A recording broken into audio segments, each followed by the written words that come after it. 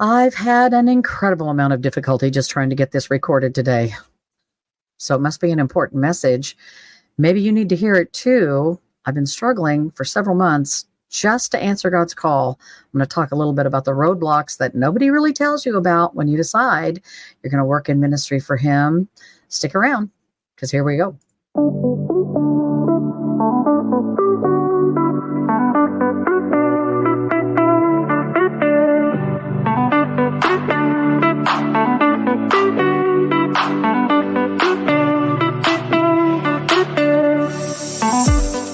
Welcome to the Chronicles of the Christian Drama Queen podcast. I am your host and the original Christian Drama Queen, Lisa Schaefer, and I'm glad that you are here. I can promise you that I know what it's like to think like a lover of Jesus, but live like a hot mess every day. And if you can relate to that, listen, you're in the right place, because everything from the craziness of homeschooling my kids for 25 years to overcoming deep wounds of abandonment and abuse as a child, I want you to stay with me, sister, because I've walked down all of those paths and a lot more, and I've got decades of healing and hope to share with you. So here we go.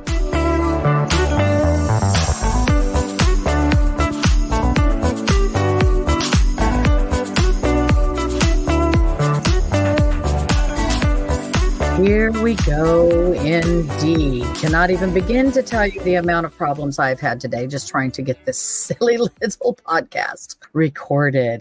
So I titled today's podcast, Things Nobody Tells You About Following God's Will, because it's just been a really tough week. It's been a really tough week. In fact, it's been a tough couple of months.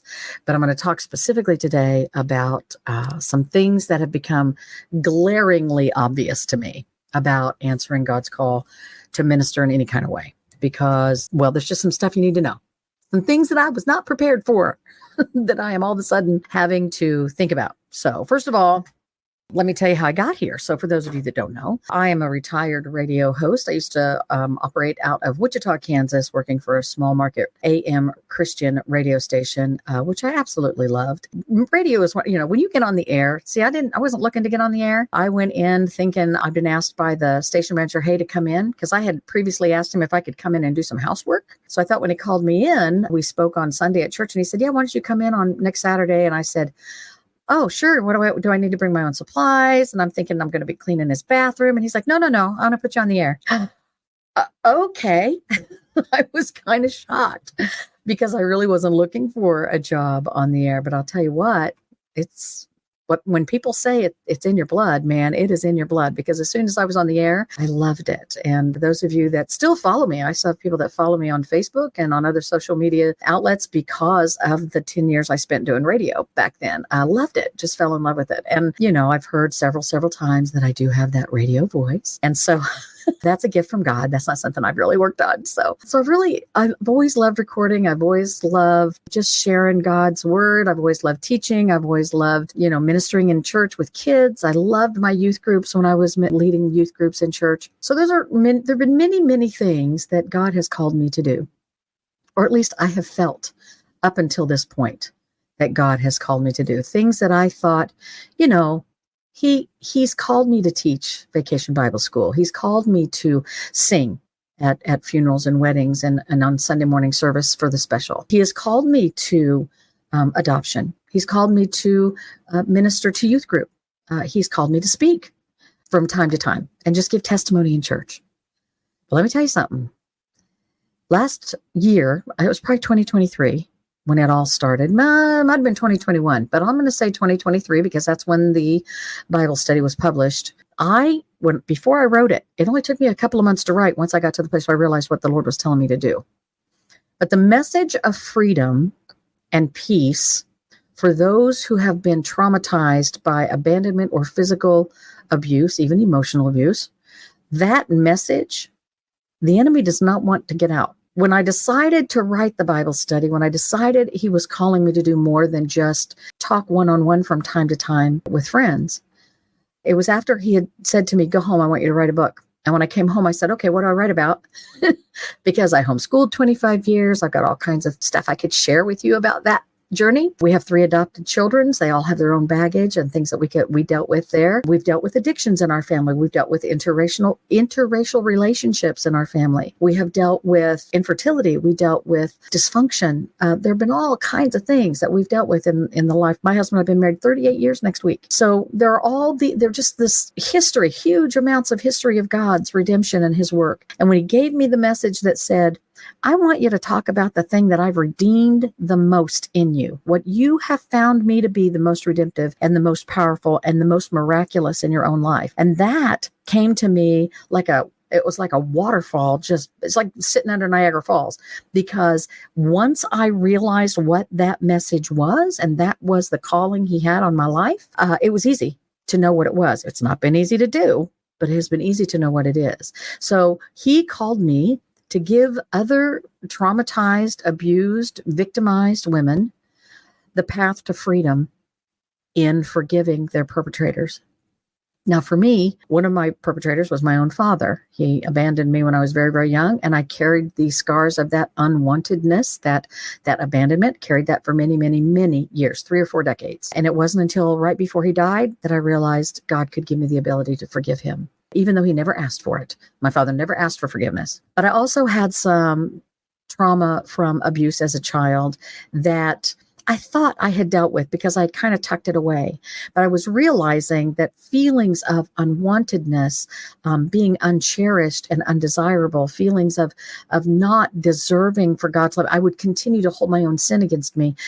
Listen, though that message followed me, that feeling followed me 40 years easily, maybe 50. Okay. And so when God said, when I gave you the ability to forgive the way that I forgive, meaning I could even love someone that had hurt me so badly, that was big. That's a big message. It's a big, powerful message to be able to tell women who've been abandoned. Now, I can't speak to men. I mean, I can tell you I believe that the path to freedom through forgiveness is the same.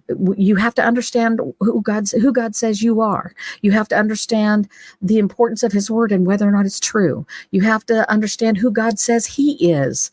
And you also have to understand who God says your perpetrator is. And once you get through that path, once you start down that journey, the redemption to be found there, the freedom that is there, is a powerful, miraculous thing. And let me tell you something. From the moment I set out to do the podcast to share that message, from the moment I set out to publish the Bible study and get it in the hands of women that were suffering, from the moment I began to say to the Lord, okay, my time is yours, I've been doing nothing but putting out fires ever since. The fiery darts of the devil they are aimed at you.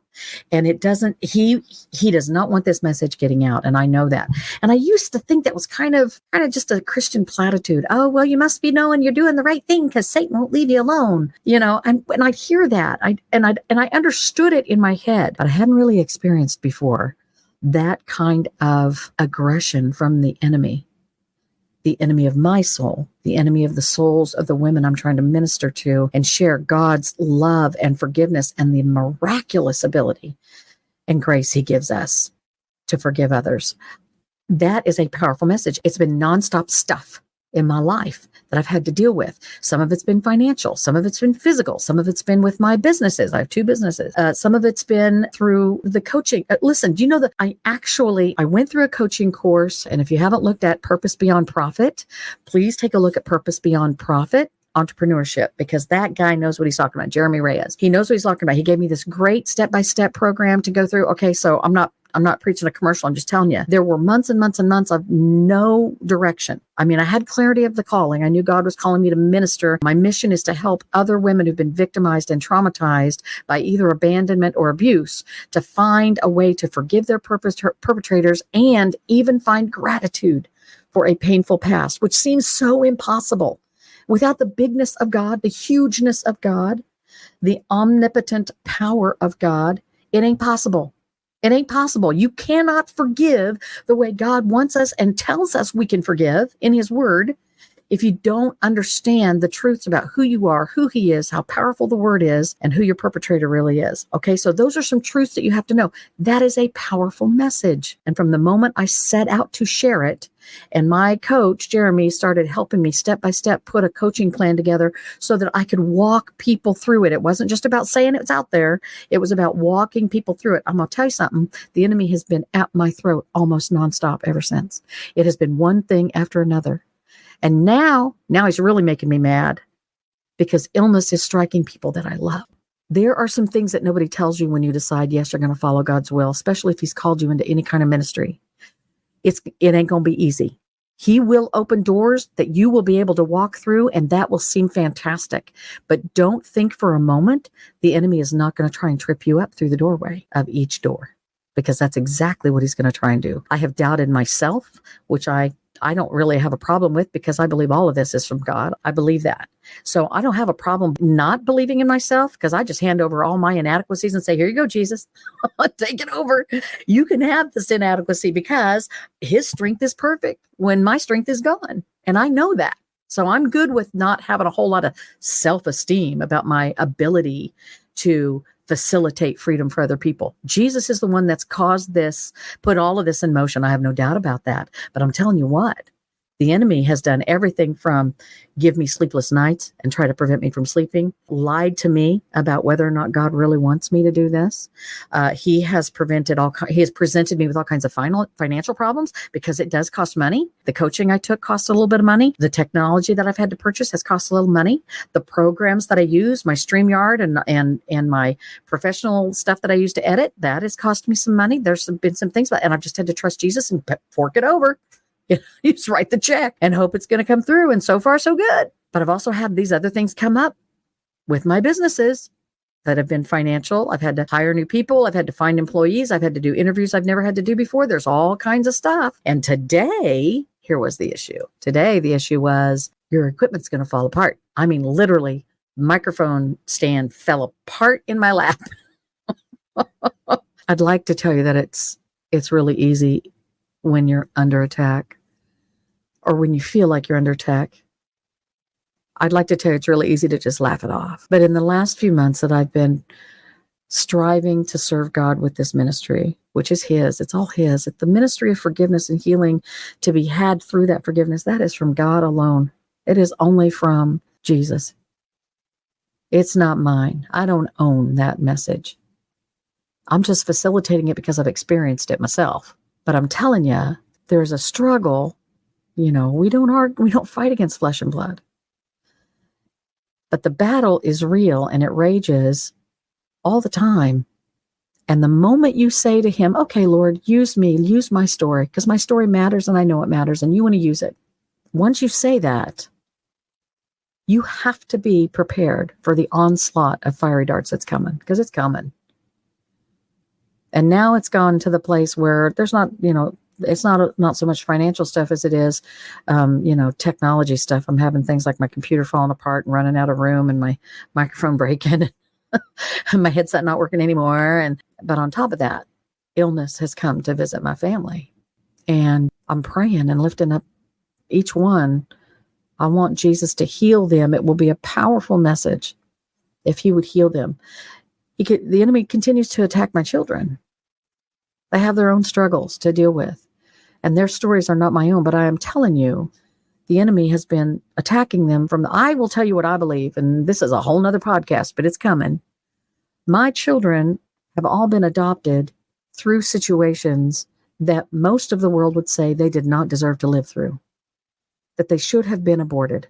So you can come up, use your imagination for the types of things that the world says, well, that life is worth sacrificing then because they don't deserve to live and they wouldn't have a very high quality value of life anyway. You know that story. You've heard that. That's just a big fat ass lie. I'm just saying. It's just a big fat lie. But there have just been, since I decided, okay, Lord, and I'm not even saying I decided. What I'm saying is God said to me, this is the story I want you to tell, and I need you to start telling it now. So I start telling it, and immediately the enemy says, you want to bet? I'm going to stand in your way. So we rebuke the enemy in the name of the Lord Jesus Christ and by the power of his blood. And we keep pressing forward with a message of redemption and healing and hope and peace. And I claim that today by the power of his name.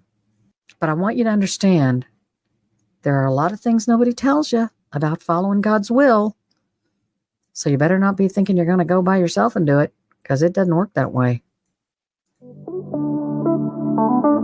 And I guess that's going to do it for me today, guys. Thanks for joining me today on the Chronicles of the Christian Drama Queen podcast. I am your host, Lisa Schaefer. There are lots of ways to find me on social media. Of course, I'm on Facebook, and I'm also available on YouTube. I have my own YouTube channel. It's called Christian Drama Queen. You can go check out the videos of these podcasts right there on that YouTube channel. There's a website that you can go to just find out a little bit more about me. It's ChristianDramaQueen.com, and you can always email me, same place, Lisa@ChristianDramaQueen.com. Don't forget to share me with a friend, guys. Like me, shoot me some hearts, fill out those comments, make sure that you've given me a rating or a review of some sort, because listen, the only way that other people find out we're here is for you to let them know that I'm here. And listen, we not only appreciate that, we really believe that God's going to use it. And you know I love you. All right. Now, before I sign off today, I want to tell you guys about something else that's going on, because the coaching website is all up and ready to go. You can find me by going to freedom.christiandramaqueen.com. freedom.christiandramaqueen.com. Sign up for some of my free resources there, and we can visit about coaching you through the Freedom Through Forgiveness coaching calls. I'd be happy to share those with you. And again, you know I love you.